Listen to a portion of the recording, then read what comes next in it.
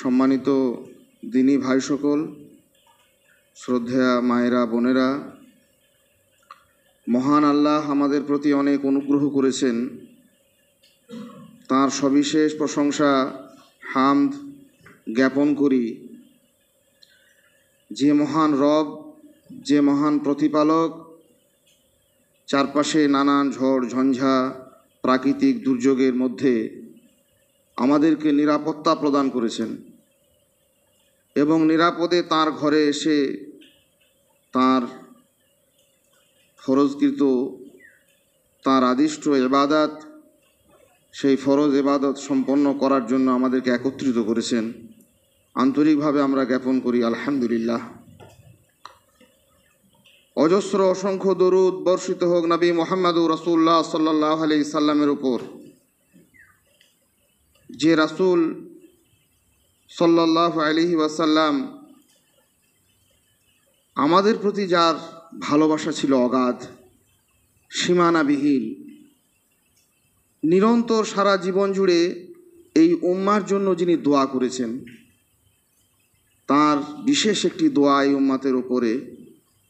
আল্লাহ সুবহানাহু তাআলা আমাদের পূর্বের বহু জাতিকে, এই যে আমরা দেখছি চারপাশে নানা রকমের বৃষ্টি ঝড় ঝঞ্ঝা, বিগত সময়ে অজস্র বিপর্যয়, এই রকম বিপর্যয়ে আল্লাহ সুবহানাহু তাআলা পূর্বের বহু জাতিকে সমূলে ধ্বংস করে দিয়েছেন।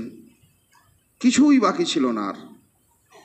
তাদের জানমাল, জীবন সম্পদ, সন্তান সন্ততি, মাঠঘাট একেবারে সমূলে বিনাশ করেছেন।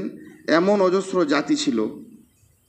মুহাম্মদুর রাসূলুল্লাহ সাল্লাল্লাহু আলাইহি সাল্লামের একটি বিশেষ দোয়া আমাদের জন্য ছিল যে, হে আল্লাহ, আমার উম্মতকে সমূলে তুমি বিনাশ করে দিও না।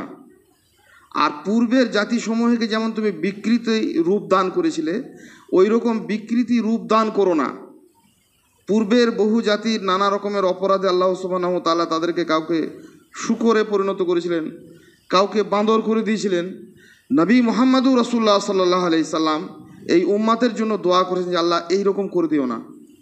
তাদেরকে মৃত্যুর আগে পর্যন্ত আল্লাহর কাছে ক্ষমা চাওয়ার, দোয়া চাওয়ার, সংশোধন হওয়ার, ফিরে আসার যেন তাদের অবকাশ থাকে।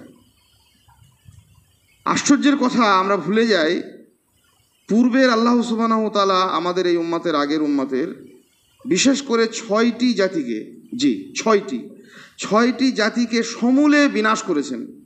পবিত্র কোরআনে আল্লাহ সুবহানাহু ওয়া তাআলা একাধিক জায়গাতে একাধিকভাবে তাদেরকে উল্লেখ করেছেন।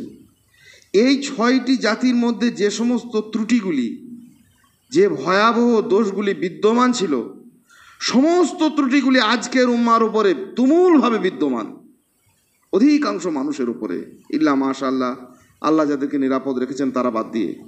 সোসাইটিতে, সমাজে ওই 6টি জাতির মধ্যে বিশেষ বিশেষ একটা অন্যায় ছিল, যার জন্য আল্লাহ সুবহানাহু ওয়া তাআলা তাদেরকে সমূলে উৎখাত করেছেন, একেবারে নির্বংশ করে দিয়েছেন। একটা ছিল তাদের একটা জাতির উপরে। আর সমস্ত জাতিগুলির সমস্ত রকমের সেই নিন্দনীয় অভ্যাসগুলো বর্তমান বিশ্বে প্রবলভাবে বিদ্যমান। তবু আল্লাহ কিন্তু সমূলে বিনাশ করেননি। আমরা যে বেঁচে রয়েছি, আমরা যে সুস্থ স্বাভাবিকভাবে আল্লাহ আমাদেরকে রেখেছেন, এটিও একটি বড় নবী মুহাম্মদুর রাসূলুল্লাহ সাল্লাল্লাহু আলাইহি সাল্লামের সেই দোয়াকে আল্লাহ গ্রহণ করেছেন, কবুল করেছেন। যে নবী আমাদেরকে মৃত্যু পর্যন্ত ক্ষমা চাওয়ার, আল্লাহর কাছে পানা চাওয়ার, আশ্রয় চাওয়ার, ফিরে আসার সুযোগের জন্য এমন দোয়া করে গেছেন, সেই মুহাম্মদুর রাসূলুল্লাহ সাল্লাল্লাহু আলাইহি সাল্লামের উপর অসংখ্য অজস্র দরুদ সালাম বিবর্ষিত হোক। আল্লাহুম্মা সাল্লি আলাইহি, আল্লাহুম্মা বারিক আলাইহি। সংক্ষিপ্ত জুমার খুতবায় আজকে বিগত ধ্বংসপ্রাপ্ত সেই 6টি জাতির খুব সংক্ষেপে 2-4 লাইন করে, মানে একটা জাতির কার্যকলাপ বললে একটা জুমার খুতবা সেখানে ব্যয় হবে।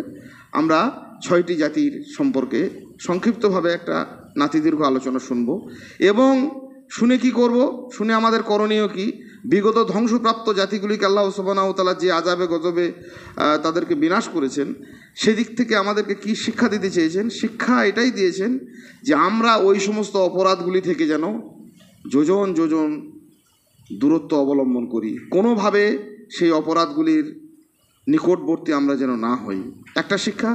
দ্বিতীয় একটা শিক্ষা, আল্লাহর গজব আযাবকে, আল্লাহ সুবহানাহু ওয়া তাআলার বিপর্যয়কে আমরা যেন ভয় করি, মজা না করি।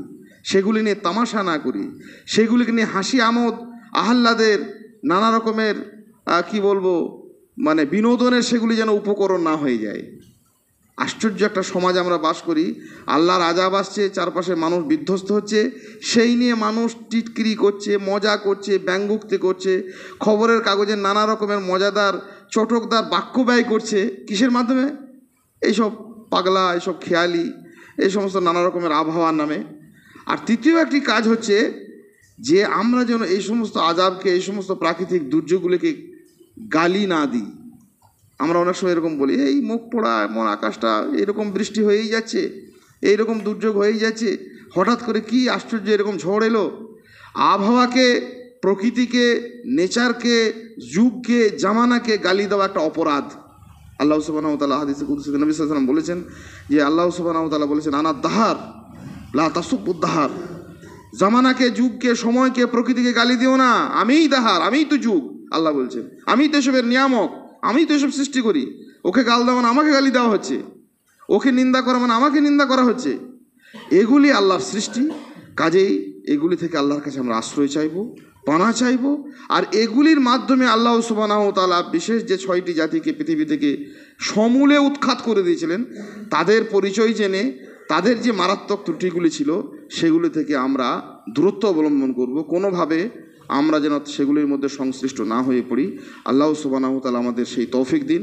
আল্লাহুম্মা আমিন।